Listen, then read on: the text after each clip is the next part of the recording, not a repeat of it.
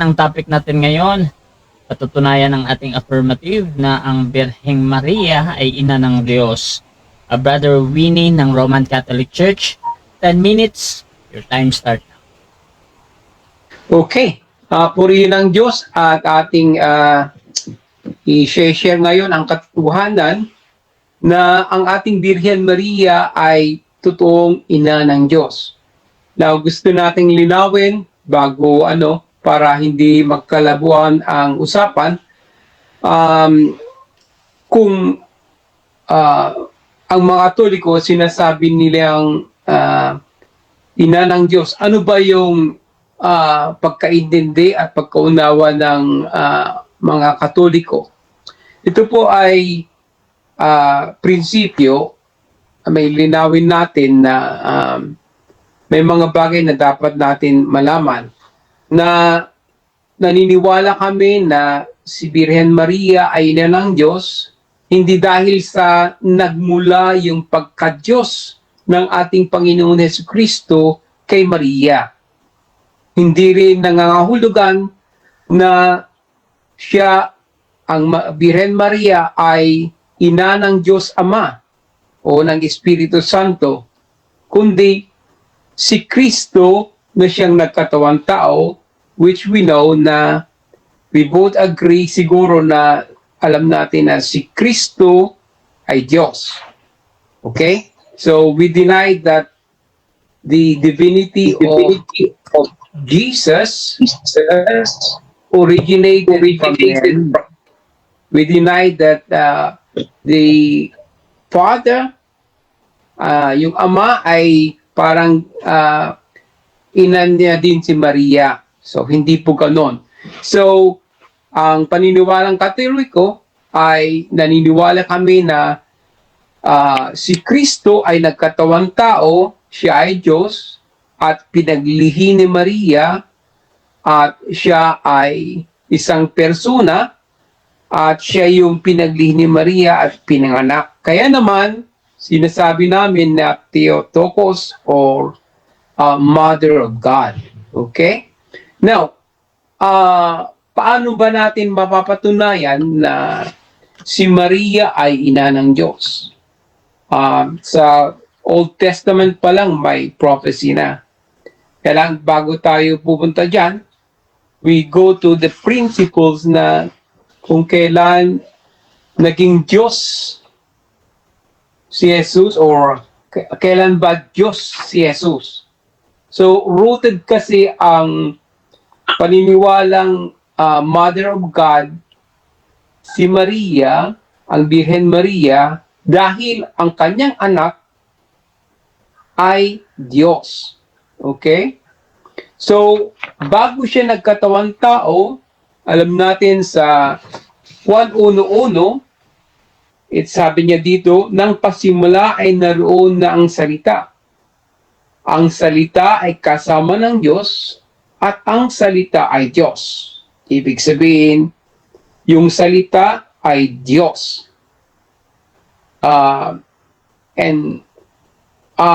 Sinabi dito sa John 1:14, the Word became flesh and made dwelling among us. We have seen His glory, the glory of the only Son who came from the Father, full of grace and truth. Ibig sabihin niyan, totoo siyang Diyos, totoo siyang anak ng Diyos, at siya ay nagkatawang tao. O kailan siya nagkatawang tao? Siyempre nung siya ay pinaglihi ni Maria sa kanyang sinapupunan. Ito yung sinabi sa prophecy diyan sa Isaiah 7:14. Therefore, the Lord Himself will give a sign. The virgin will conceive and give birth to a son, and will call him Emmanuel, which means God is with us. So maliwanag na yung kanyang pinaglihi ay Diyos, yung kanyang pinaglihi ay na-prophesy. Ngayon, kailan ito nangyari yung prophecy nito? Doon mababasa natin sa Luke 1:41 to 45. At sinabi dito, when Elizabeth, tingnan natin sa I think sa Luke 1:30 to 35. Sabi dito, and behold, thou shalt conceive in thy womb, and bring forth a son, and shall call his name Jesus. He will be great, and shall be called the Son of the Highest, and the Lord God shall give unto him the throne of his father David. So, maliwanag dito na yung pinaglihi ni Maria ay siya rin yung salita at siya rin yung Diyos. Kaya yung sinasabi dito sa Isaiah 9:6 na mighty God. Basahin natin sa Isaiah 9:6. Isaiah 9:6. Okay. For us, a child is born, to us a son is given, and the government will be on his shoulder, and he will be called Wonderful Counselor, Mighty God. So maliwanag na yung pinganak ng ating Birhen Maria ay Diyos. So sino yung nagbuntis? Sino yung nagpanganak? Ang ating mahal na Birhen Maria. So, noong siya ay nabuhay sa mundo, tignan natin bago siya nagkatawang tao, siya ay Diyos na. Nung siya ay nilihi, pinaglihi ng ating Birhen Maria, when she was conceived by the Virgin Mary, he is already and he remains to be God. Hindi po nag-change. He assumed na siya ay nagkatawang tao. Kaya nga nagkatawang tao for us to be saved. So hindi po nawala yung kanyang pagka-Diyos nung siya ay nabuhay sa naglakad sa lupa sa ating mundo. Nung siya ay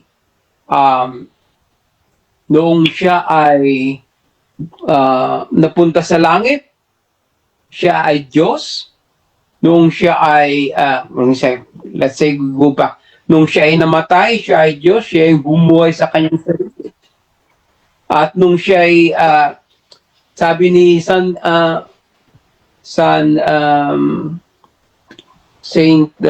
Paul na diyan sa Titus 2:13 na yung we need to look forward to the truth, yung pagbabalik ng ating great God and Savior Jesus Christ. So, hindi po nawawala yung pagka-Diyos ni Kristo nung siya ay pinaglihi ni Maria, pinanganak hanggang siya ay namatay at saka sa muli kanyang babalik.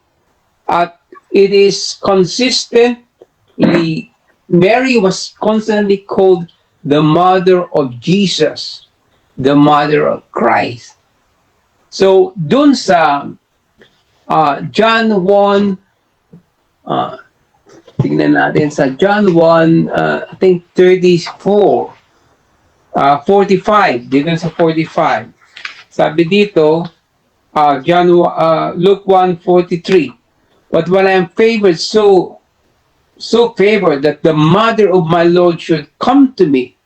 So, yung word na Lord, it was consistently used the whole chapter of first chapter of Luke, na pag sinabing Lord, it pertains to Adonai, or sa Greek Kurios, which is yun ang translation ng word na Yahweh.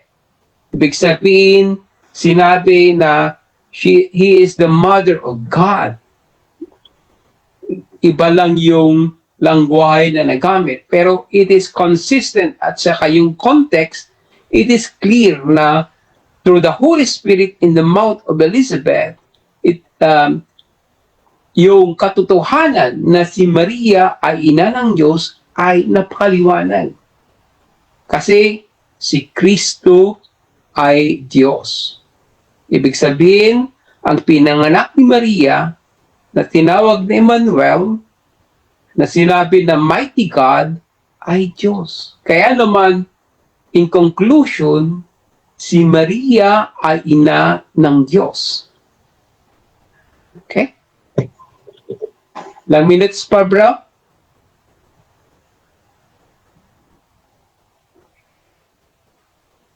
1 minute. So, dito, makikita natin na ang ating Panginoon Jesus is consistently portrayed from the scripture that He is God. And from the Old Testament to the New Testament, they complement. It does not contradict. Na ang Birhen ay siya yung naglihi. Sinabi ng anghel na ang iyong magiging anak ay anak ng kataas-taasan. So, napakaliwanag. Siguro ang ating kapatid ay naguguluhan dahil sa pinangaral sa kanya ni Eli Soriano o ang kanyang, siguro sa pamagitan ng kanyang interpretasyon, nagkaroon siya ng maling konklusyon. Pero, paano pa natin? Kamusta, bro? So dyan nagtatapos mga kapatid ang unang pahayag ng ating affirmative. Dako tayo sa unang pagtatanong ng ating negative. Brother Rafael ng MCGI. 7 minutes, your time start. Sige po. Ito po ang brother ang unang itatanong ko sa inyo. Kukumpirmahin ko lang na tama ba na ang pagkasabi ninyo kanina na nagpasimula magkatawang tao ang Panginoong Jesucristo ay noong ipinagli ni Maria. Tama po ba yon? Oh, kasi that will be the incarnation, as we call it, when Mary said yes to the angel, then that time she conceived. Sabi nga ng anghel, the Holy Spirit will come upon you when you will conceive. So, Okay, nagkatawang tao. Question po. Kapatid, dito po ako magtatanong, magpipremise po ako dito. May babasahin lang akong talata, brother, at Okay. ito po ang itatanong ko sa inyo. Sa Pilipos 2:5 hanggang 7, Mhm. ang ganito po ang nakasabi. Magpakababa kayo tulad ni Kristo Jesus, Mhm. na bagamat siya ay Diyos, hindi nagpilit na manatiling kapantay ng Diyos. Bagkus hinubad niya ang lahat ng katangian ng pagka-Diyos, nagkatawang tao. Nung nagkatawang tao pala ang Panginoong Hesus, brother, kung susundan kita sa sinabi mo kanina, na nagkatawang tao siya sa tiyan ni Maria, ay siya ay hindi naalis ang pagka-Diyos niya, sabi niyo kanina. Mhm. Ngayon ang tanong ko sa iyo, nung hinubad ba niya ang lahat ng katangian ng pagka-Diyos, nagkatawang tao? Hindi, kung susundan kita sa sinabi mo, lalabas, hindi na ng Diyos si Maria. Hinubad niya ang kanyang pagka-Diyos eh. Ayun po ang tanong ko. Okay. The expression na hinubad yung pagka-Diyos, that means that yung yung damit kasi is nakikita eh. Ibig sabihin, tinanggal niya yung kumbaga superficial yung yung kumbaga kung ano yung kung hindi niya sana hinubad, kitang-kita yung pagka-Diyos. Ibig sabihin niya na the people would come and worship Him because otherwise, if He did not conceal His true identity, then He will not be killed. Kapatid, ganito po yun. Di ba yung example, may damit ka sa katawan. Hinubad mo ang lahat mong damit. Ang tanong, meron ka pa bang natirang damit? Kung baga, parang ganon, hinubad ni Kristo ang lahat ng katangian ng pagka-Diyos. Nananatili pa rin bang Diyos ang katawan o naalis ang pagka-Diyos? So, ganito, according sa Colosas 2:19, sinabi ni San Pablo na it is the will of God that the fullness of Godhead remains in Christ.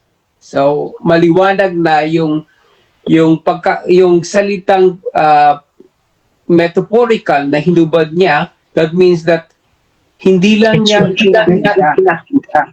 Ito po, brother.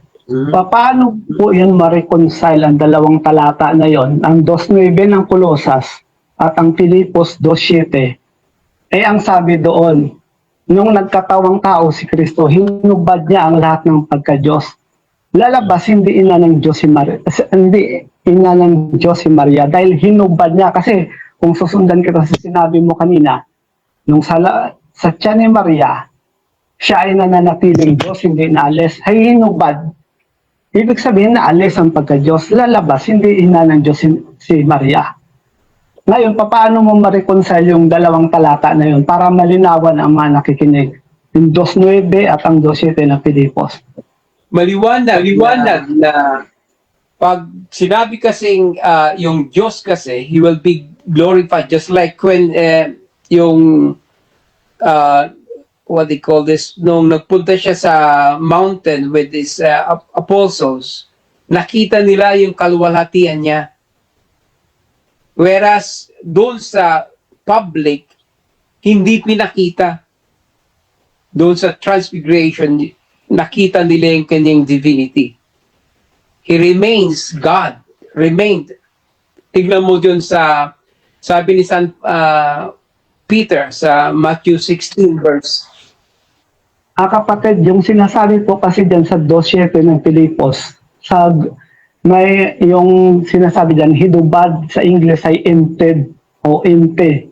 Ibig sabihin, yun nga, parang example nga, pag sinabi mong inalis ko lahat ng damit ko, may natira ka pa bang damit? Ano ang natira sa pagkatao mong di ba parang gano'n? Hinubad niya ang pagka-Diyos niya. Paano nanatili ang pagka-Diyos sa hinubad niya? So, It is, yung word na hinubad means that's a metaphorical. It's not something literal na hindi na siya na Diyos. Otherwise, yung pagka-Diyos kasi nature yan eh. Hindi yan mawawala. Ibig sabihin yan, hindi lang niyang pinainahayag, ipinakita sa tao. next question, brother. Alin ba ang Diyos? Yung katawan na ipinanganak ni Maria o ang espiritu na verbo na ipinanganak ng Diyos? Maliwanag dito sa John 1:14. Una muna sa John 1:1. In the beginning was the Word, and the Word was with God, and the Word was God. And then and the Word became flesh. So, the Word became flesh.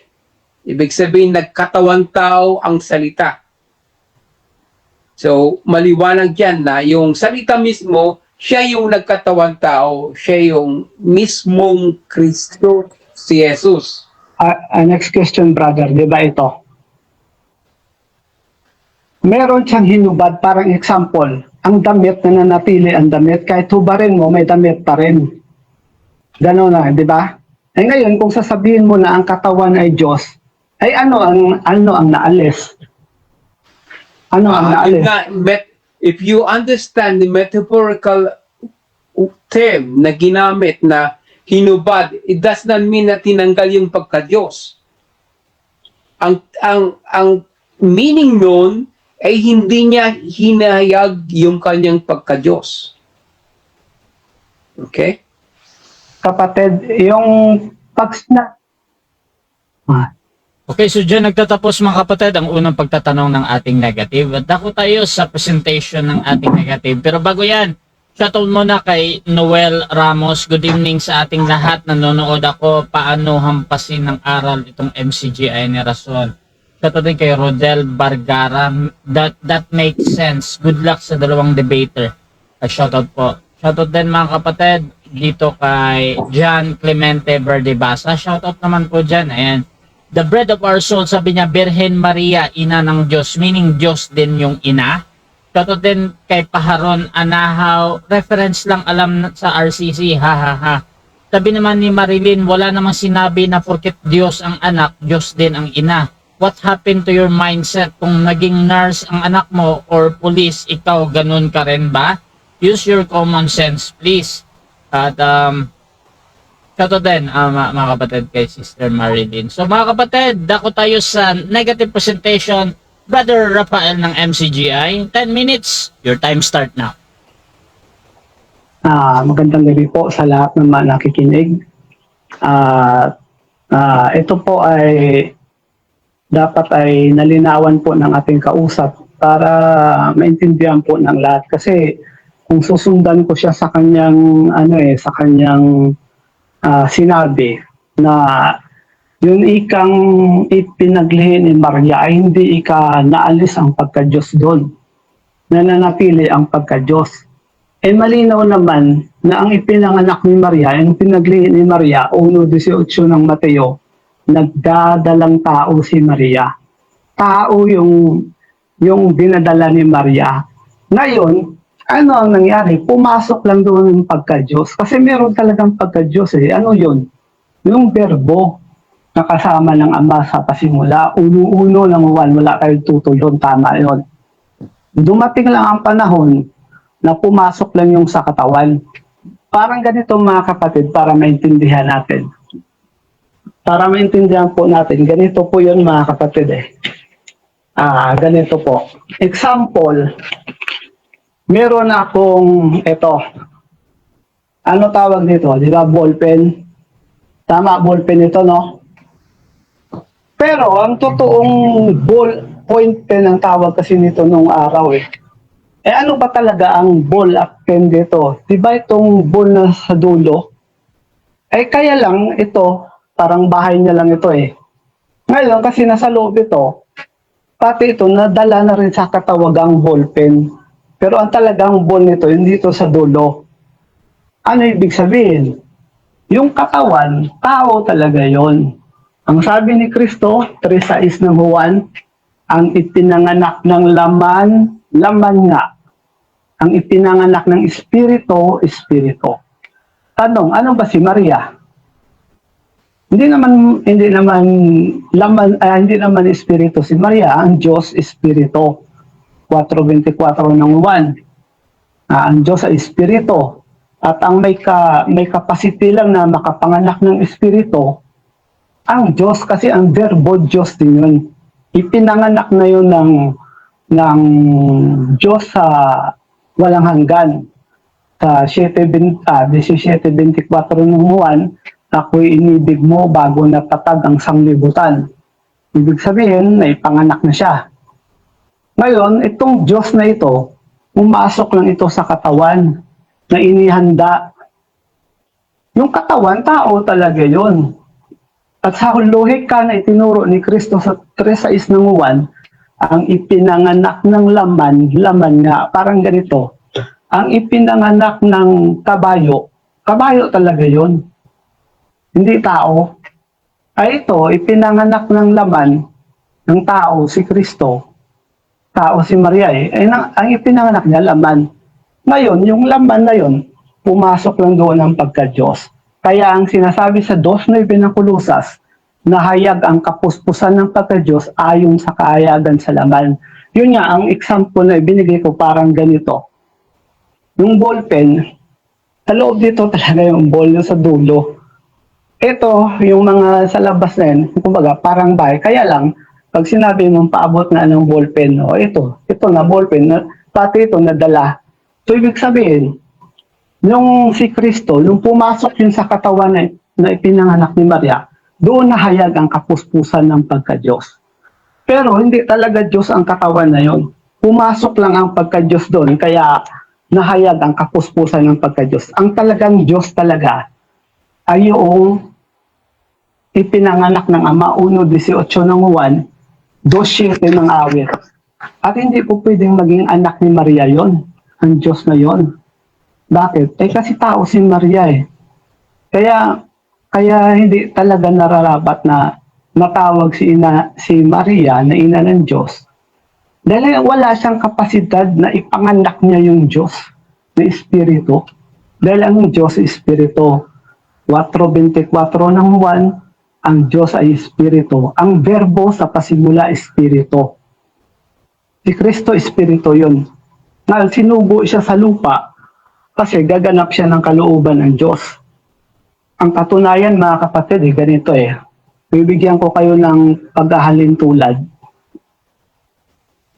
Si David, hindi natin binasa rin ng ating kapatid kanina, na si Kristo, sa Lucas yun, kung di ako nagkakamali, 1, na siya ay uupo sa trono ni David na kanyang ama.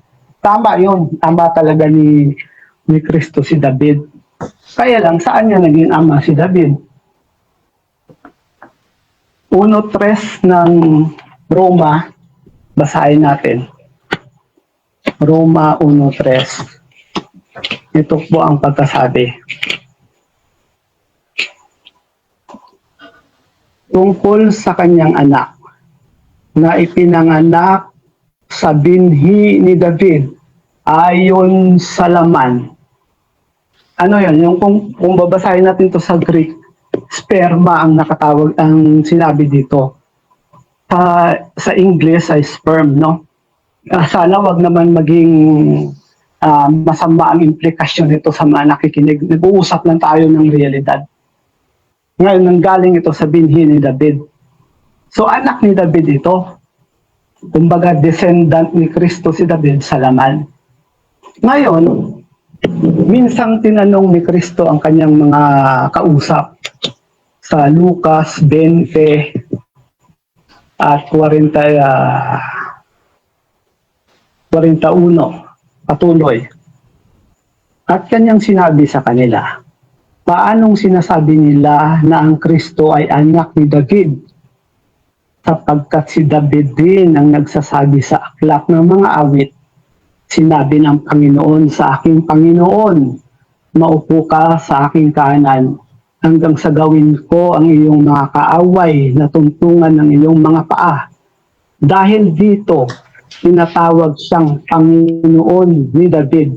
At paanong siya'y anak niya?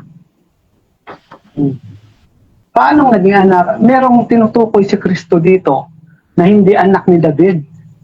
Pero yung ayon sa laman, nanggaling talaga yun sa binhi ni David. Na yun nga ang kinasangkapan nun para mailabas yun ay si Maria. Mayroon talagang pinanggalingan ng laman ni Kristo sa binhi ni David yun. Kahit sa science, nandyan din yan. Kaya lang, hindi naman science ang pinag-uusapan natin. No? Ngayon, tinanong ni Kristo, paano naging siya'y anak niya? Tinawag nga ni David na Panginoon itong si Kristo. Ano ang ibig sabihin? Ibig sabihin lang, hindi talaga anak ni David yung verbo. Kasi si David rin ang may sabi sa 2:7 ng awit, sa araw na ito ay pinanganak kita, awit 2:7, ang sabi po dito ay ganito. Aking sasaysayin ang tungkol sa kasya. Sinabi ng Panginoon sa akin, ikaw ay aking anak. Sa araw na ito ay ipinanganak kita. So alam ni David na merong, sige po, salamat. So alam ni David na meron talagang nanganak doon sa Kristo. Kumbaga, ganun din, paano naging anak ni Maria ang Kristo? Sa eternidad parang umiiral na yun. Di ba, kahit sa tingnan natin sa realidad naman, talagang nauuna naman talaga yung nanganak kaysa ipinanganak. So ano ang ipinanganak ni Maria? Ang ipinanganak ni Maria, yun yung laman. yung tao, pumasok ng doon yung berbo pagdating ng kapanahunan. Nung suguin na siya ng Ama na gaganap siya ng kalooban ng Diyos, doon na pumasok ang berbo kasi gaganap ng kalooban eh. At hindi sa sanggol yun, mga kapatid. Kasi gaganap ng kalooban yun ng Diyos. Eh, hindi naman po pwedeng suguin ng Diyos yun doon sa sanggol. Kasi kung sa sanggol, susuguin niya ng sanggol, sabi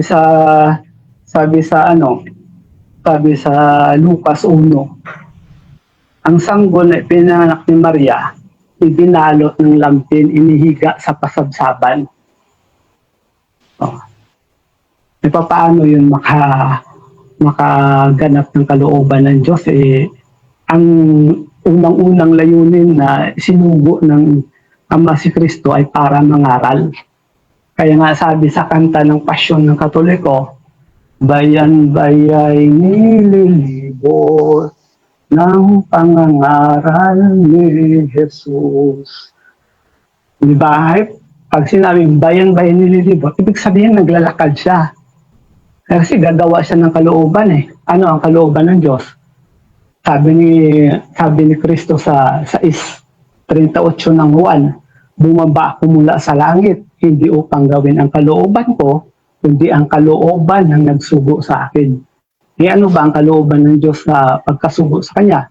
3:34 ng Juan, ang sinugo ng Diyos, nagsasalita ng salita ng Diyos. Ibig sabihin, mangangaral siya. Eh kung susubuin niya doon sa sanggol, paano hindi naman makalakad yung sanggol. Ayan sabi sa kanta ng Pasyon, bayan-bayay nililibot ng pangangaral ni Jesus. Paano makakalakad yung sanggol? Paano makapagsalita yon?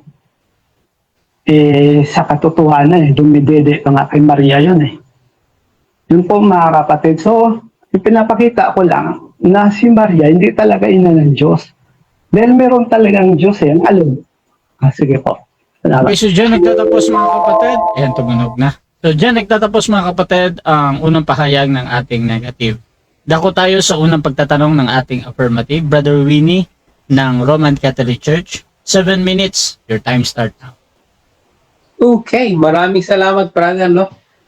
Unang kong tanong, kasi sabi mo siya, ang Kristo ay pumasok lang sa katawan. Now, kailan naman pumasok yung Kristo sa katawan? Sige, babasahin ko kapatid. Ito, G5 ng Hebreo. Basa tayo. Kaya't pagpasok niya sa sanglibutan ay sinasabi, ay natandog ay hindi mo ibig. Ngunit isang katawan ang sa akin ay nihanda mo. Ang tanong, anong katawan yon? Sanggol ba? Hindi pa nga yung handa sa pangangaral. Okay, next question. Kailan yon yung sinabi mo na pagpasok? Kailan ba? Nung siya ba ay 7 years old? Siya ba ay 1 year old? 30 years old? Nasa edad 30 na kasi handa ng katawan na makapangaral. Kasi yung sinabi sa Hebreo, 10:5, katawang inihanda, ibig kartiso sa Greek. Ibig sabihin, yung sinasabi doon yung bring into its proper condition. Ibig sabihin, nasa kondisyon na yung katawan, yung handa ng mangaral. Yun, kapatid. So, ibig sabihin, si Kristo ay nagkatawang tao lang nung 30 years old. Okay. Eksakto. Okay, it's 30 years old.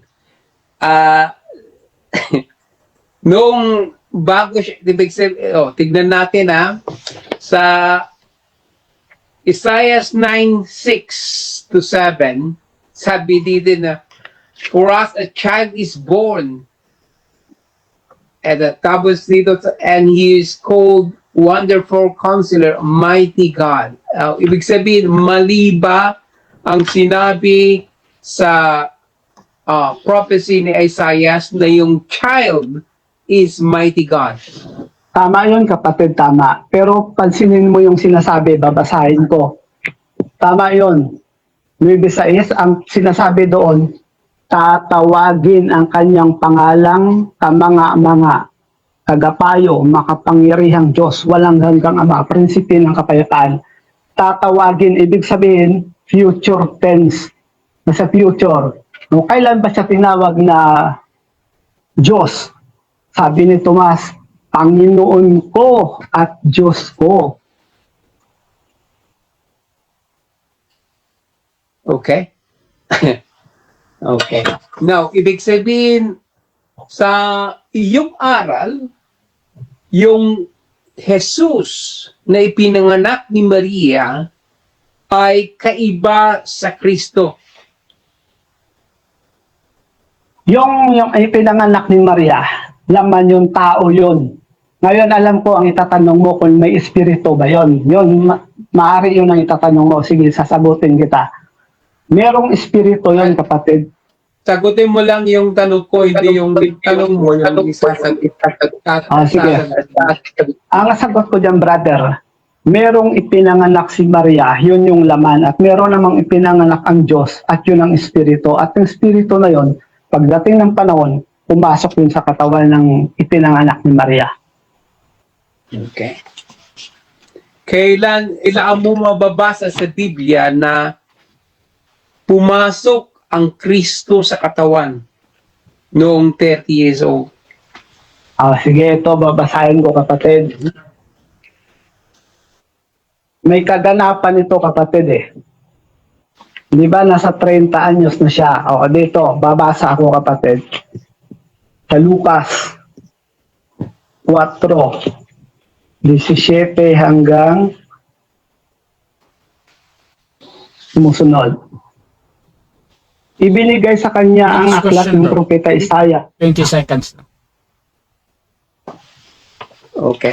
Ngayon, i-confirm ko lang na yung Jesus na pinanak ni Maria ay kaiba sa Kristo. Ang pinanganak ni Maria, may being yon. Yun nga yung laman. Pero yung Kristo na ipinanganak ng Diyos, meron ng being yon bago pa ipinanganak ni Maria ang katawan. No. Dito ulit sa Isaiah 7:14. Therefore, the Lord himself will give you a sign. The virgin will conceive and give birth to a son and will call him Emmanuel. That means God is with us. So, ibig sabihin, yung child, yung son, ay hindi pa siya Emmanuel. Hindi pa Ito, siya kapatid. God is with us. Diba, ang sabi doon, ang pangalang itatawag. Itatawag, diba sabi doon sa hula, itatawag, meaning future din yon. Ang sabi doon ay pangalang itatawag sa kanya Emmanuel, na kung liliwanagin ay sumasa atin ng Diyos. So kailan yon? Babasa ako. Juan 1:14, sabi ni Juan, at nagkatawang tao ang berbo at nanahan sa gitna natin. Okay? Ilang minutes pa, bro? 1 minute. Okay. Now, dito sa Lucas 1:43, it sabi dito, and why is this granted to me that the mother of my Lord should come to me? Behold, behold, when the voice of your greeting came to my ears, the child in my womb leaped for joy. So, paano mo may papaliwanag, paano mo i-deny ang katotohanan na ito nung sinabi ng Espiritu Santo through the word, through the mouth of Elizabeth na si San Juan, nasa tiyan pa lang ni Elizabeth, sinabi na niya na and why this is granted to me that the mother of my Lord, the word Adonai or Kurios, it means God, should come to me. Kapatid, yung sinasabi din, curious naman yun. Hindi naman sinabi dyan na direct na Diyos. Dahil maliwanag ang kaisipan ni Elizabeth. Hindi niya sinabi, ina ng aking Diyos, kundi ina ng aking Panginoon. O pwede rin kasing itawag ang Panginoon sa tao. Si Abraham, tinawag ni Sarah na Panginoon. Okay. Maraming salamat. Next question. Sino naman ang nagturo sa iyo ng mga aral nito to deny that Mary is not the mother of Time na. God? 7 minutes. Okay. Okay, so dyan nagtatapos Okay, ang salamat. first stage ng ating debate. So shoutout muna sa ating nasa live kay Jan Verdibasa. Child sanggol is not a child, it's baby. Shoutout din mga kapatid kay Marilyn. The title Mother of God or Ina ng Diyos is a term used to refer to the Virgin Mary, the Mother of Jesus Christ. The title is based on the biblical teaching that Jesus is both fully human and fully divine, and that Mary is His mother. Shoutout din mga kapatid kay Kaharon Anahaw, ayan, kay Noel Ramos, Yarika FCG Generason. Shoutout din mga kapatid kay Rodel Vergara, lamang ang may alam. At Rodel Vergara, ayan. Dito tayo mga kapatid sa rebuttal, Brother Winnie. Your time start now, 10 minutes. Okay. Salamat, brother. Mapapansin ko lang dito, no? Yung idea niya na pagkatawang tao is actually pagsanig. Whereas in John 1:14, and he became flesh. Maliwanag. Napakaliwanag, he became flesh. Hindi siya sumanid. Hindi po parang tawag dito sinaniban. Yung pagsanid kasi parang ano yan eh. Yung mga pang sa albularyo, yung mga espiritista, yun ang pagsanid, yung mga ganon. Wala pong pagsanib ang nangyari. There is incarnation wherein the humanity of Christ and the divinity of Christ was conceived in Mary's womb. That's why napakaliwanag dito sa Isaiah 6. The child, for us, a child is born. To us, a son is given. So napakaliwanag yung child. It is the one will be called everlasting Father, Prince of Peace, Mighty God. Napakaliwanag yan. Siyempre, yung hindi pa pinanganak, sino yung tatawag? Siyempre, nung pinanganak na. Napakaliwanag po. Hindi po mekos-mekos. No, ngayon, sabi niya na nung 30 years old lang, there's no such things in Scripture to say na nung 30 years old, doon ay nagkatawan tao. Paano magkakatawan tao? Mayroon nang nagkatawan tao for 30 years. Okay? Dapat sana at sa John 1:14 sana is sabi sana dito nang pasimula ang salita kasama ng Diyos at salita ng Diyos at tapos yung 14 at ang salita ay sumanib. Ginamit niya yung Hebrews, I think Hebrews 9 something. Hindi niya naiintindihan yung konteksto ng Hebrews. Na ang ibig sabihin niyan, yung pag-alay ni Kristo, dumating yung panahon, inalay niya yung kanyang sarili. Yung kanyang katawan ay napako sa krus. Kaya naman, kung if you deny that yung sasabihin natin yung laman at si Kristo ay kaiba, then you have different Christ. Sino yung napako sa cross? Sino yung napako sa krus? That's a big question. Ang napako sa krus, sasabihin ng MCJ, that would mean that yung laman ni Kristo, yung laman ni Jesus Christ, yun lang yung napako sa krus. At yung pagka-Diyos ay hindi napapako. But it is clear all throughout the New Testament, if you read 1 Corinthians, it's always Lord Jesus Christ. Hindi po kaiba yung katawan sa pagka-Diyos. Kumbaga, ibig sabihin na hindi po iba. For example, ito yung aking katawan at saka yung aking spirit. That means that this is me. Because Jesus is only one person.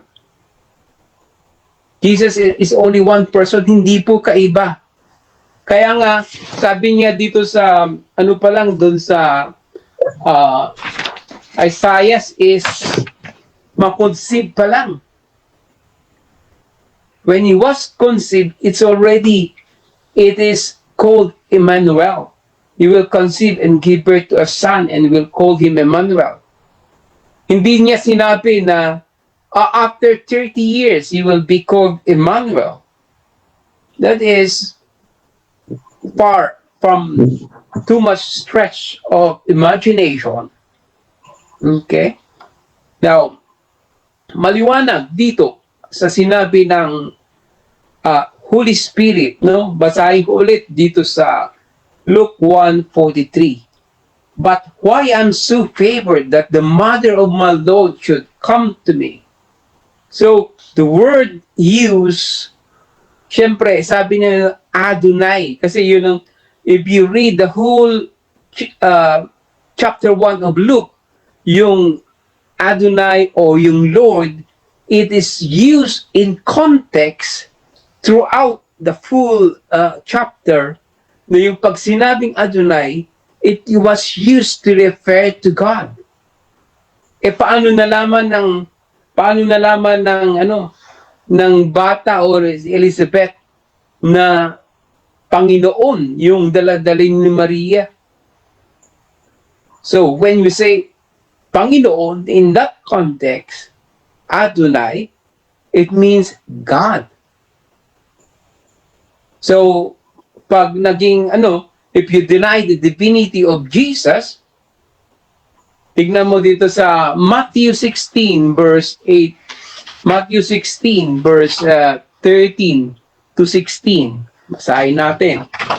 Kung papasok, kung makalusot yung balusot, ay hindi pwedeng makalusot. Tignan natin ito kasi yung ask question ni Jesus Christ. Now when Jesus, si Jesus hindi niya sinabi yung term na Christ. Now when Jesus came into the district of Caesarea Philippi, he asked his disciple, who do men say that the Son of Man is? Son of Man pa yung And they said, some say John the Baptist, others say Elijah, and others Jeremiah or other prophets.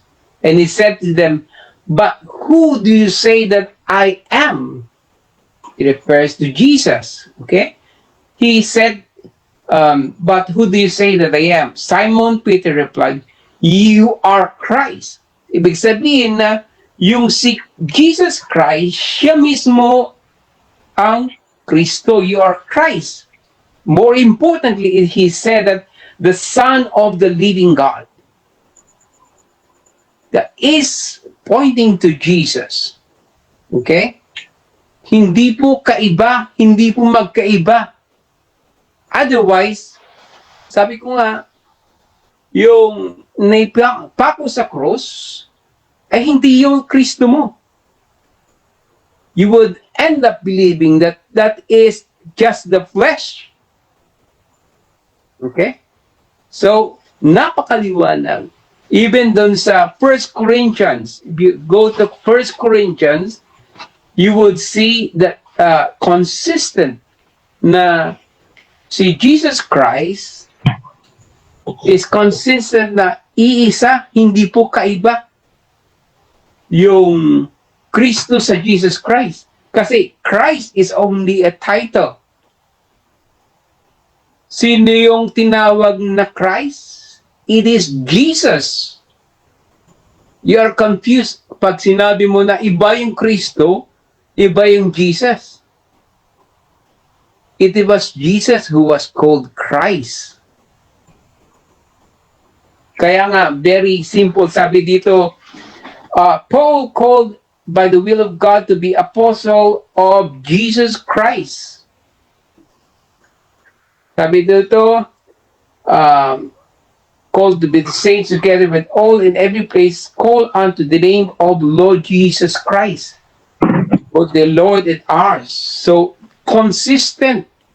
Hindi mo pwedeng hatiin si Kristo. Although you can say there's a distinct. There are two natures in Christ. His humanity and his divinity. Jesus is only one person. For example, you are also, you got spirit yourself. But then can you deny that yung katawan mo ay hindi ikaw? Okay? So that's just totally confused theology. Okay? Now, dun sa Hebrews, as I said, yung prepared for me a body, hindi na nga hulagang doon. Kasi he was speaking about yung tawag dito yung mga what they call this making contrast doon sa mga inahain niyang mga sa Old Testament scriptures, Old Testament time na mga inihain na yung mga animal sacrifices. Okay? Kaya naman that points out to the offering of Christ, that is, he offered to God his body as a sacrifice for us to become saved. Okay? Bakit efficacious yung satisfactory yung okay, sorry. Okay, so dyan nagtatapos mga kapatid ang rebuttal ng ating affirmative. Dako tayo sa second cross ng ating negative dito. Pwede nang itanong ang lahat. Brother Rafael ng MCGI, 7 minutes. Your time start now. Okay. Ito po, brother, ang una kong tanong. Alam mo ba kung ano ang misyon ni Kristo, kung bakit siya sinugo sa mundo? Well, to reveal the Father, and he will sacrifice himself. He will give himself to us, so that we will become daughters, sons and daughters of God. Okay. Next question, brother. Yeah. Yung bang katawan ng sanggol, handa na po ba yun maihain o masacrifice, o yung nasa edad 33? Well, yung question mo is very what they call, seems to be unrelated, but I'll give you because that is the will of the Father. When it's proper time, he will be offered. But it is the same body that was conceived by Mary, the same body that Mary gave birth. Hindi nag-iba. Kapatid, hindi ba yung pagkasugo kay Kristo mangangaral ng salita ng Diyos? Tanong ko sa iyo, yung sanggol ba, handa na bang mangaral yun, yung katawan ng sanggol? Well, hindi pa handa. Kaya nga lumaki. It has to grow. Okay, next question. So tama yung sinasabi sa Hebreo G5 na pagpasok niya sa sanlibutan. Hebreo G5. Pagpasok niya. Ang sabi doon, Pagpasok niya sa sanlibutan, hain na kandog, hindi mo ibig. Ngunit isang katawan ang sa akin ay inihanda mo. Ibig sabihin, pag sinabing inihanda, ibig sabihin, handa rin mangaral. Kasi pumasok niya sa sanlibutan eh. Tanong ko sa iyo, yung katawan ng bata, handa na bang mangaral? No, iba, Oo, iba hindi. yung context nun eh. Okay, No, proceed sa that is paliwanag. different context. Because the context is that doon sa Hebrews 10:5, it is a context that siya yung ihain. He became the sacrifice instead of the contrasting. He's contrasting the animal sacrifice in the Old Testament. Next question. Next question, Brad.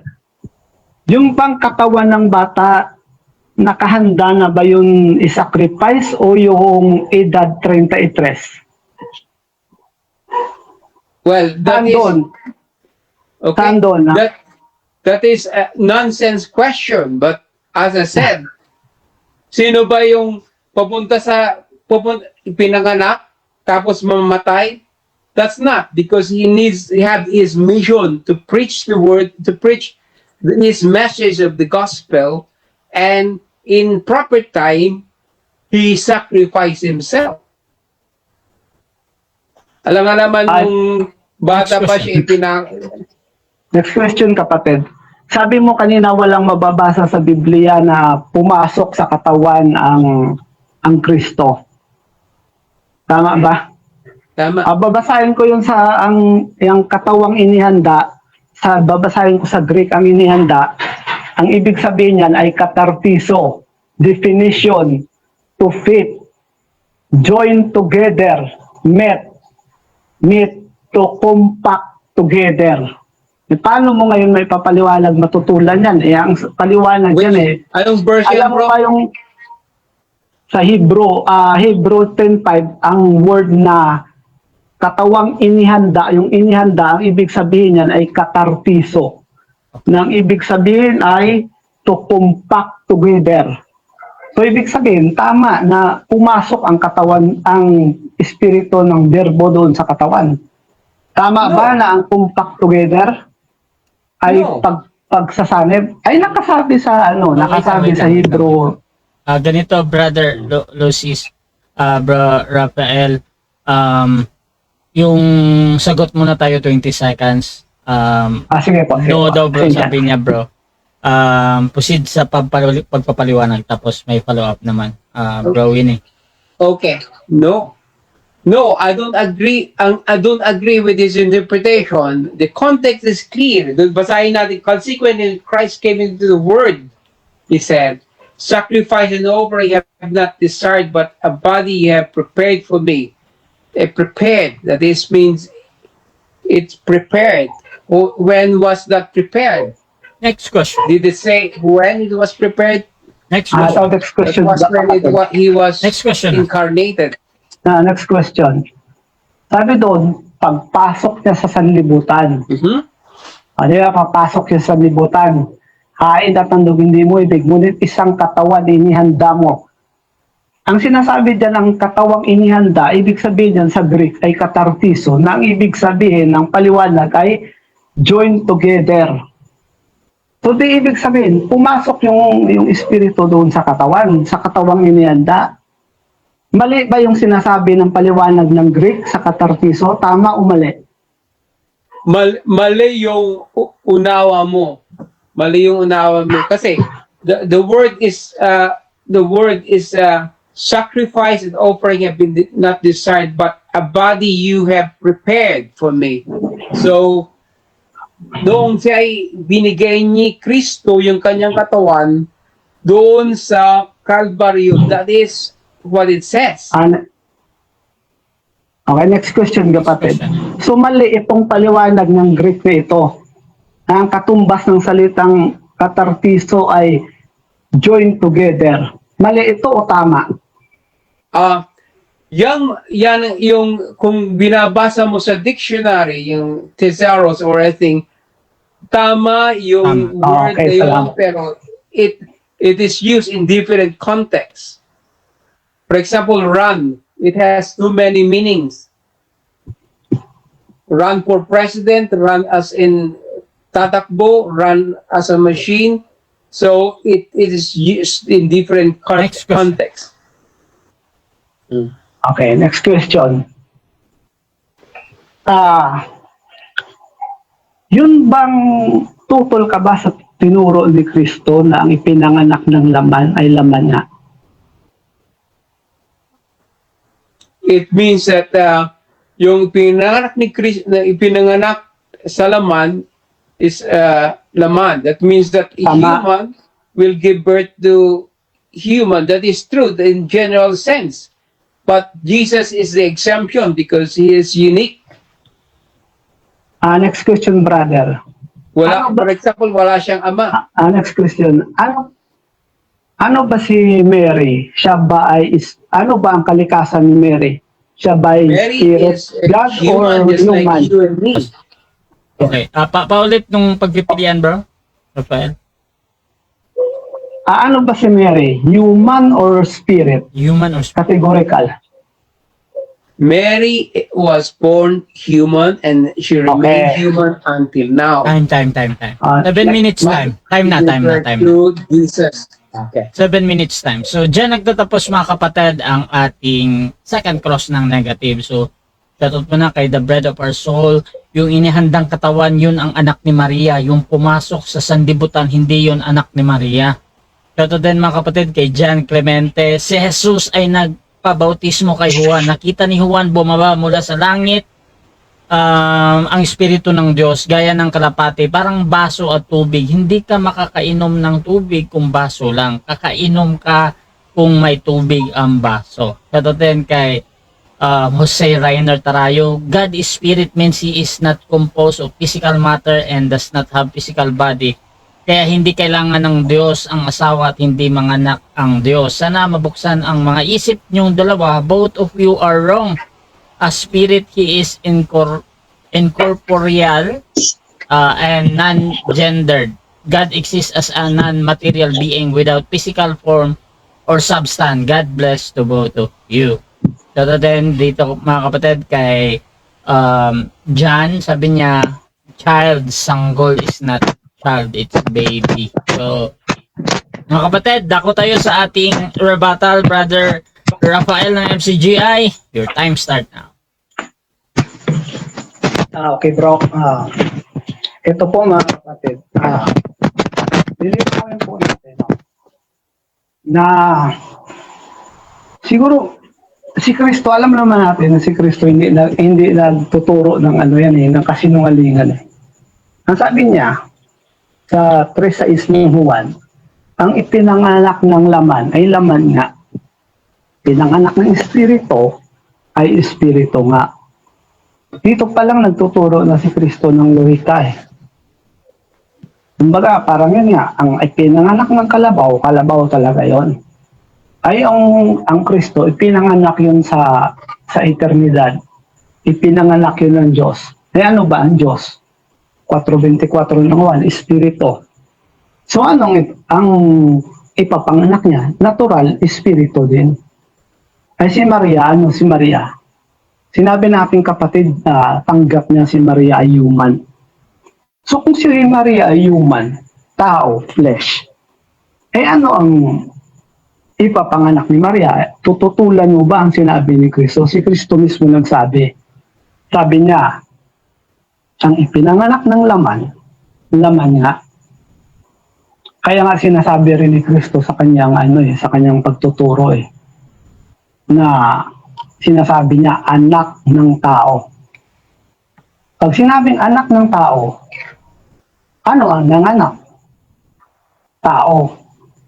So kung anak ng tao, kung may tinatawag na anak ng tao, eh ano ang ina? Logic lang. Hindi ina ng tao, hindi ina ng Diyos. Diba ganun lang yun mga kapatid? Ngayon, sabi niya, hindi siya naniniwala na pumasok ang berbo doon sa katawan. Eh maliwanag naman ang sinasabi din. Hindi naman natin pwede itong pasubalian kasi nakasulat ito na ang paliwanag nito sa Greek ay katartiso na ang ibig sabihin ay to meet join together, to compact together. Ibig sabihin, pumasok siya kasi pag sinabi mo na ang katawan ay Diyos, ay may hinubad siya eh. Yun nga, hindi pa niya nasagot ng malinaw kanina na sinabi niya ay pag sinabi daw na hinubad ay hindi naman totally natanggal. Hinubad niya eh. Di ba? Ikaw ba naman, tanggalin mo lahat ng damit mo. Tanong ko sa'yo, meron ka ba bang natirang damit? Ang damit, nandyan yan. Ay ngayon, nang hinubad mo, nandyan pa rin yung damit. Pero yung katawan mo, wala nang damit. Ano ibig sabihin? Kung pareho palang Diyos yung Espiritu na Kristo, tama yon, di ako tutundod. Tapos Diyos naman itong katawan, ay may hinubad siya. O ano ngayon, paano mo masabi doon na Diyos pa rin yung katawan na yun? May hinubad nga eh. Parang yun nga, para maintindihan natin. Ang damit ay damit. May damit ako. Inalis ko yung damit ko. Anong natira? Katawan ko. Pero ang damit, nandyan lang yan. Anong ibig sabihin? Ang Espiritu, nandyan yan. Pero nung hinubad niya ang kanyang pagka-Diyos, ano natira? Katawan. Katawang tao. Hindi naman sinabi doon, malinaw naman sinasabi doon sa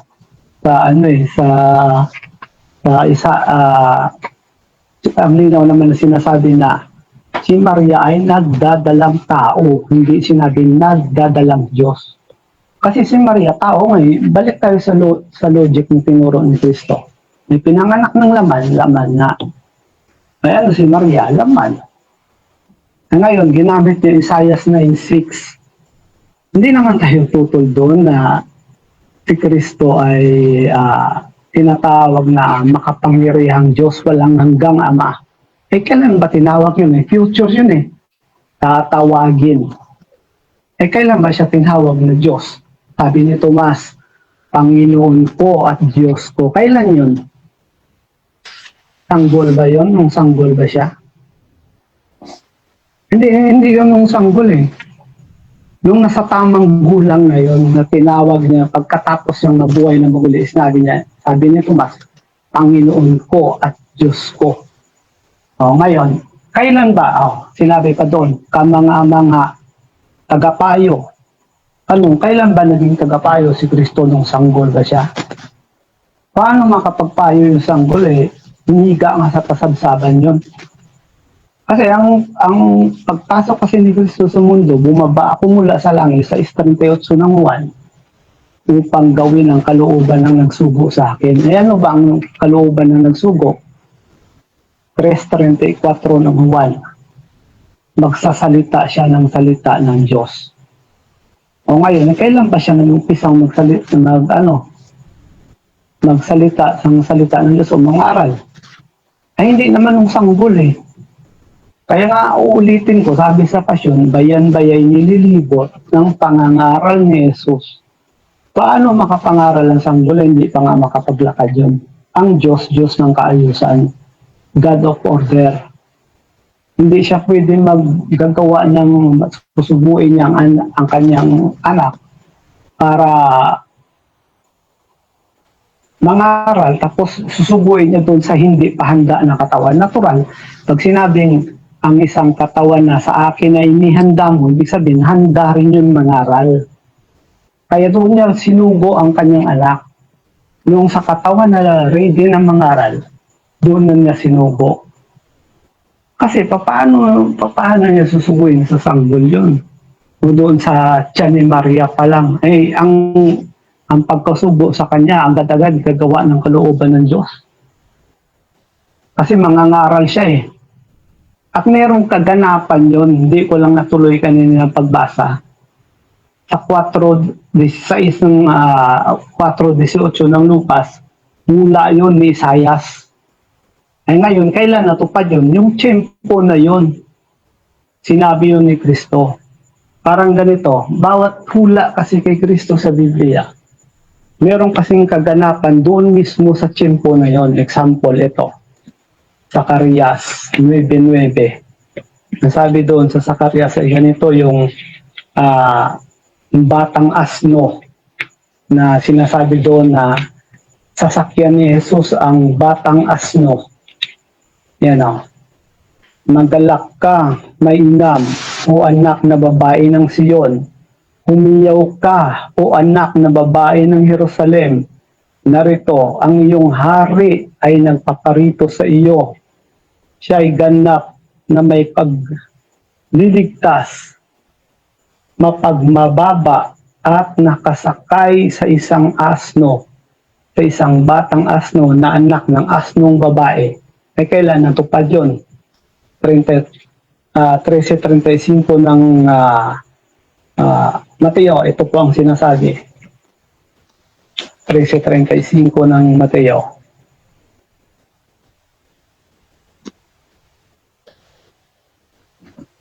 Ito po, basahin natin.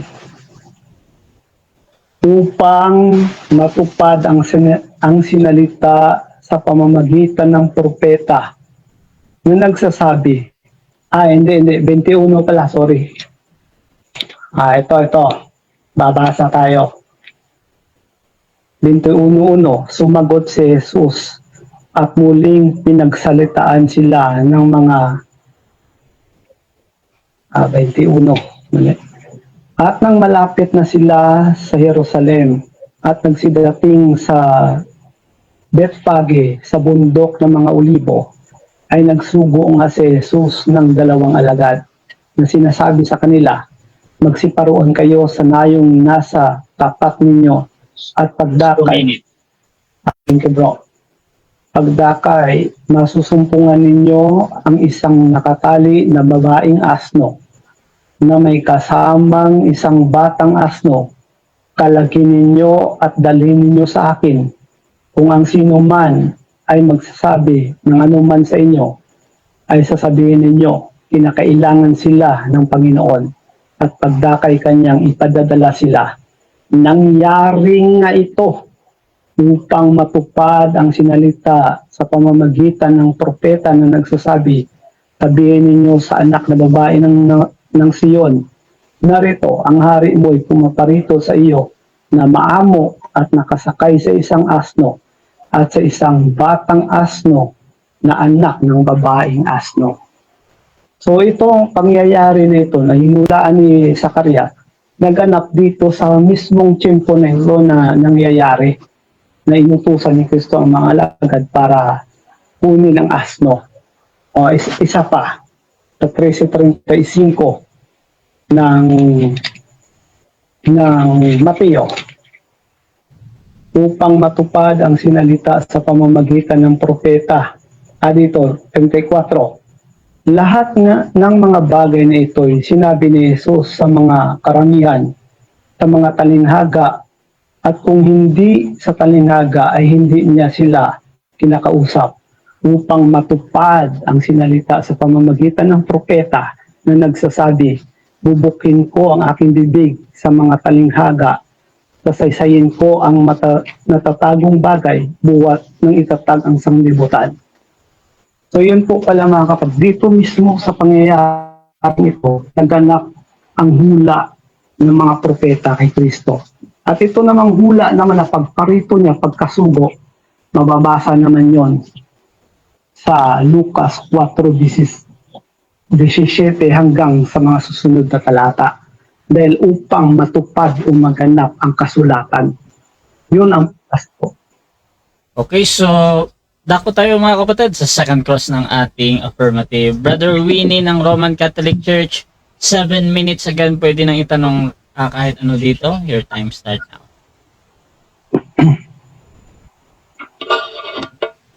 Okay. Binanggit mo kanina yung Pilipos 2:5 hanggang 6, which is hinubad. Tapos John sa Hebrews 10:5. So noong pumasok si Kristo, as your faith tells you, pumasok si Kristo sa katawan. Kailan naman hinubad ni Kristo yung kanyang pagka-Diyos, as you explained earlier? Magandang tanong yan, brother. Hinubad niya yung kanyang pagka-Diyos nung panahon na ipapako na siya sa krus. Kasi hindi niya pinairal yung pagka-Diyos niya doon. Dahil so nung panahon na nasa kanya pa ang pagka-Diyos, makikita mo naman nagmimilagro siya. Pinapahinto niya yung bagyo. Pero doon sa panahon na yun, napapako na siya. Okay? Sinabi mo nung hinubad ni Kristo ang kanyang pagka-Diyos nung nasa cross. Pero sinabi mo naman na yung Kristo ay sakalang naging prepared na yung naisakripisyo yung kanyang katawan, which is prepare nung siya ay pinako sa krus. Ibig sabihin nito, ito ay contradiction. Agree Wala ka o kontra- hindi? Hindi contradiction yun, brother. Kasi pagpasok niya sa sanlibutan, yung sinasabi doon sa G5, kasuhapo yun ng 6:38 ng Juan, na pagpasok niya, gaganap siya ng kalooban ng Diyos. Ano ang kalooban ng Diyos? Mangangaral siya. Tapos pagkatapos na yun nung siya ay nangangaral, nagmimilagro, dadakpi na siya para ipako sa cross. Doon sa tiyempo na yun na malapit na siyang ipako sa cross, na sa hukuman ni Pilato, hindi na niya pinairal ang kanyang pagka-Diyos doon. Hinubad na niya ang kanyang pagka-Diyos. Okay. Dito sa Hebrews 10:10, sabi dito, and by that we will have been sanctified through the offering of the body of Jesus Christ once for all. So, dito, sabi mo, yung katawan ay hinubad ni Kristo, iniwan niya yung katawan. Tapos, pero sabi dito sa Hebrews 10:10 na it is the offering of Jesus, of the body of Jesus Christ. Hindi mo pa rin inaamin na mali ka. Ay, di, brother. Kasi yung tiyempo na yun, ihahain niya. Yung katawan talaga yun. Yung katawan yun. Hindi naman pwede ipako sa cross yung espiritu eh. Yung tinako sa cross, yung katawan yun, hinubad niya yung pagka-Diyos. Kita mo, di ba nung alipustahin siya, hindi na siya sumagot. Hindi na siya nagtanggol ng kanyang sarili. Hindi na pinairal ang kanyang pagka-Diyos sa tiyempo na yun. Ayun yun, kapatid. So, next question. Ibig sabihin,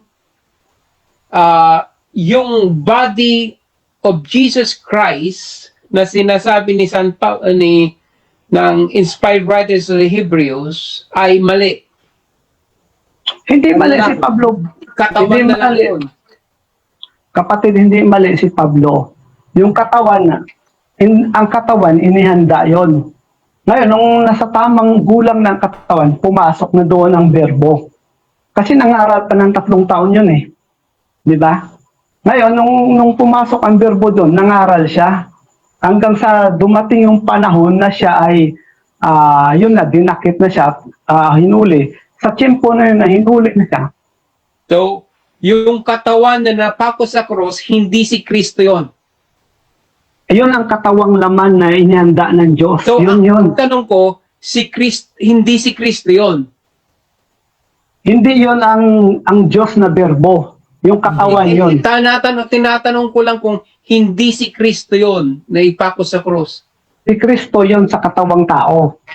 Pero yung berbo, hindi yun pinako. Kasi ang berbo, espiritu, ang laman, yun nga yung namatay, yun ang tinuli, yun ang nauhaw, yun ang nagutom. Laman yun. Okay? So next question. According to you, na yung those Hebrews 10:5, pumasok lang, kung saan pumasok si Kristo, yung Kristo, so ibig sabihin yan, doon sa Hebrews 10:5, doon lang pumasok yung Kristo sa katawan. O yung tiyempo na yun na nakahanda na yung katawan. Ano ba yung panahon na nakahanda na yung katawang mangaral? Di ba nasa edad 30 na? Ngayon, pagpasok ng berbo doon, nangaral ng 3 taon. Tapos pagdating na yung tiyempo na yun, napapatay na siya, malapit na siyang patayin, doon na hinubad ang pagka-Diyos. Kaya nga hindi na siya umimik hindi na siya nagtanggol sa harapan ni Pilato. Nung batukan siya, nung alimuran siya, wala na siyang ginawang kung ang bagyo nga, kaya niyang pento. So, ibig sabihin yan, sinasabi mo na nung siya ay inaalipusta ni Poncio Pilato, wala na doon si Kristo sa katawan. Inalis niya yung pagka-Diyos kasi malinaw naman inalis niya ang kanyang pagka-Diyos, naging masunurin hanggang sa kamatayan sa krus. So, yung Kristo ang sinasabi mo na siya yung Diyos. Yung katawan ay katawan lang ng tao. Then, yun kapatid. Kasi, paano matutupad yung sinasabi na hinubad ang pagka-Diyos kung yung katawan pa rin ay Diyos? Logic lang yung brother. Kasi kung ang katawan pala ay Diyos, dapat dinalis ang pagka-Diyos nung hinubad. Yun, kapatid. Okay, that's fine. Okay. Yung ibig sabihin yan, ang ipinako sa cross ay hindi si Kristo. Yun Tama, ang katawang hindi. tao, yun ang katawang tao ni Hindi. Kristo, yung pinanganak ni Maria. Kasi meron, So, kapatid, ganito. Sige. So, ibig sabihin yan, ang Kristo na napako sa cross ay kaiba sa Kristo na lumabas sa katawan. Yung katawan, yung ipinanganak ni Maria, tao yun, kapatid, 7 tao yun. minutes time. Okay, so dyan nagtatapos mga kapatid ang ating second stage ng debate at ako tayo sa final conclusion. Mauna dito si Brother Lucis mga kapatid ng MCGI bilang negatibo na ang Birhen Maria ay ina ng Diyos. 5 minutes, your time start now, bro.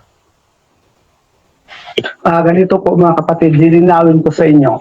Kaya sinabi ko na nasa edad 30 na pumasok ang katawan, ay ang espiritu sa katawan na yon. Kasi ang Diyos ng kaayusan. Walang contradiction sa sinabi ni Pablo. Yung pagpasok ni Kristo sa mundo, sa G5, kung ituloy mo yan sa 7, tutupad yun ang kalooban ng Diyos. At isa sa kalooban ng Diyos, unang-una doon, mangaral. Kasi para ang tao mapatawad sa kasalanan, dapat ipangaral. Diba sabi doon sa Lucas na sa kanyang pangalan ipangaral ang pagsisisi at kapatawaran ng kasalanan magmula sa Jerusalem. So para ang tao mapatawad sa kasalanan, kailangan mapangaralan.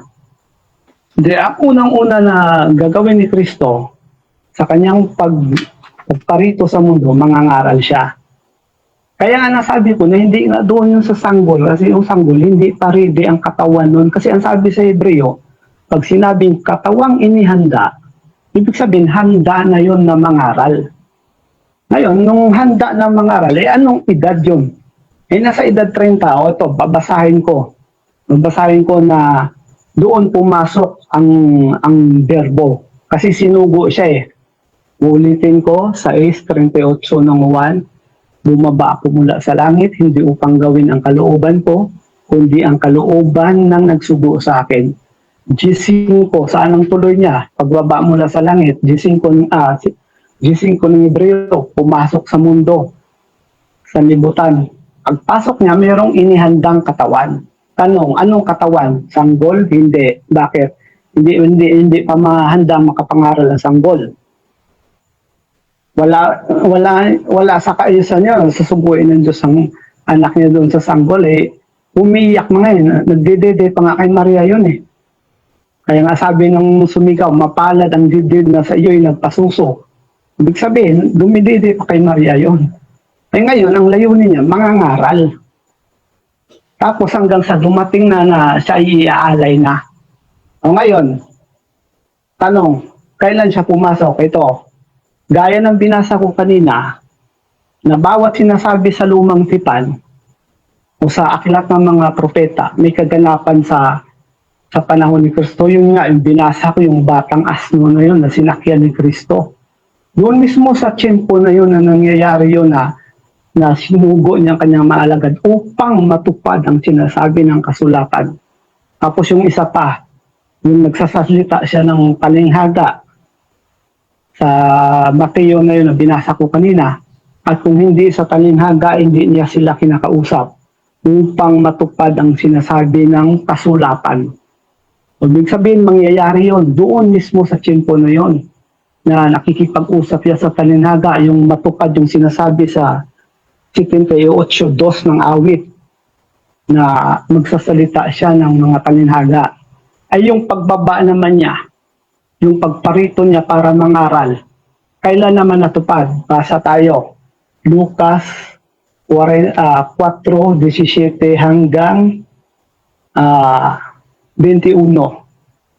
At ibinigay sa kanya ang aklat ng propeta Isayas at binuklat niya ang aklat na nasumpungan niya sa dakong kinasusulatan.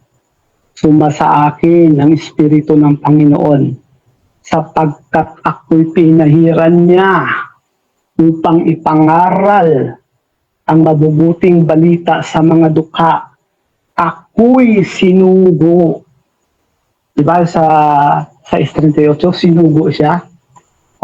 Ako'y sinugo upang itanyag sa mga bihag ang pagkaligtas at sa mga bulag ang pagkakita upang bigyan ng kalayaan ng mga api, upang itanyag ang kayaayang taon ng Panginoon. At binalumbon niya ang aklat at isinauli sa naglilingkod. At naupo. At ang mga mata ng lahat ay nagugay na nakatitig sa kanya. At siya'y nagpasimulang magsabi sa kanila, ngayon naganap ang kasulatang ito sa inyong mga pakinig. Kailan naganap? Sa tiyempo na ito mismo. Kaya nga dito siya sinugo Sabi niya, sinugo niya ako, mangaral, magpagaling. Kailan yun? Ano ba? Sanggol ba siya nito? Hindi siya sanggol, mga kapatid.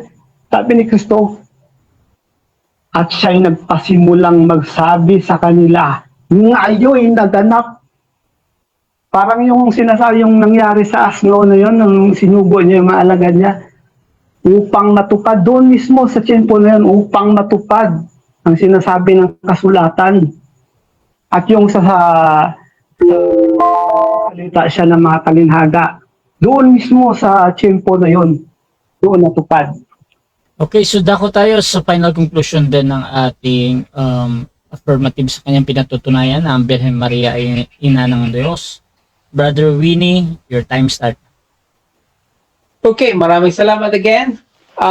Basahin lang natin ang Philippians 2:5-6 in context para maunawa ng ating mga tagapakinig at sa ating kaibigan. Sabi dito, have this mind among yourselves which was in Jesus Christ, who though he was in the form of God, he did not count equality with God a thing to be grasped, but emptied himself, taking the form of a servant, being born in the likeness of man. So, ibig sabihin, si Kristo mismo, yung ipinanganak, he was born in the form and likeness of man. Hindi. Yung bata, syempre, yung in the form of likeness of man, ibig sabihin, he was conceived, naging nasa tiyan ng ina, ipinanganak, but it is the same Christ. Hindi po nung siya lang ay mamatay na sa cross, which is ito yung context sa Hebrews 10:5 na tinatawag na prepared. Yung term kasi ng ating kaibigan, ginamit yung katartizo, very selective. Pero pag babasahin mo lahat yung mga word definition, in context, babasahin mo dito na to make perfect, prepared, perfect, complete, thoroughly, or repair, adjust. Yun ang mga different definitions, which is not different from prepared. Kasi, i-prepare, ibig sabihin, that is to offer yung katawan ni Kristo. That is in Hebrews 10:5.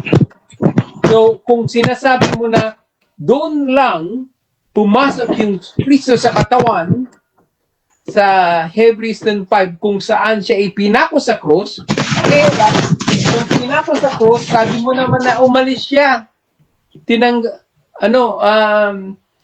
Inbad niya yung kanyang pagka-Diyos. Hindi ganon. Maliwanag dito na sabi dito sa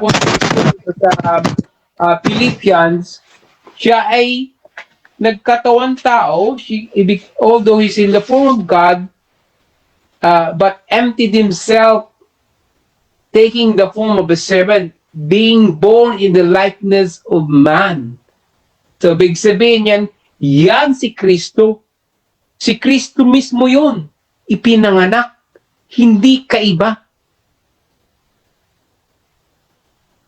Pag ibig sabihin yan, hindi yung emptiness, doon lang.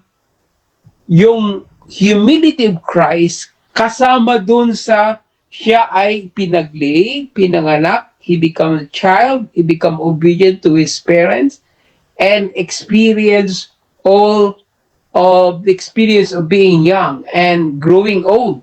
Hindi pwedeng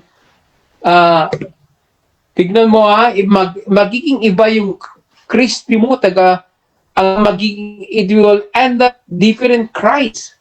Yung katawan lang, wala doon yung pagka-Diyos doon sa pinako sa cross. Then your offering is just human flesh.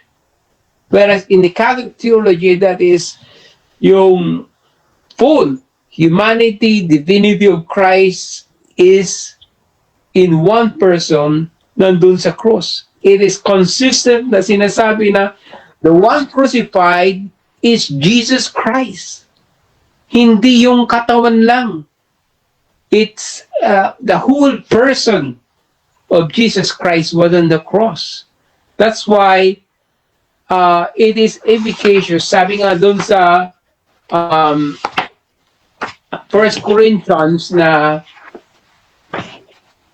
it is the power and wisdom of God, yung si Kristo na ipinako sa krus. Basahin natin sa 18.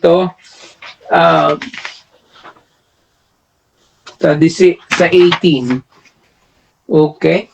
Sabi dito, 118. Because of his, basahin lang natin sa glita. 2 Corinthians naman ako. 1 Corinthians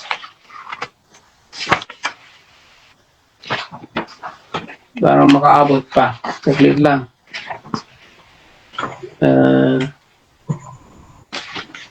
Okay, dito.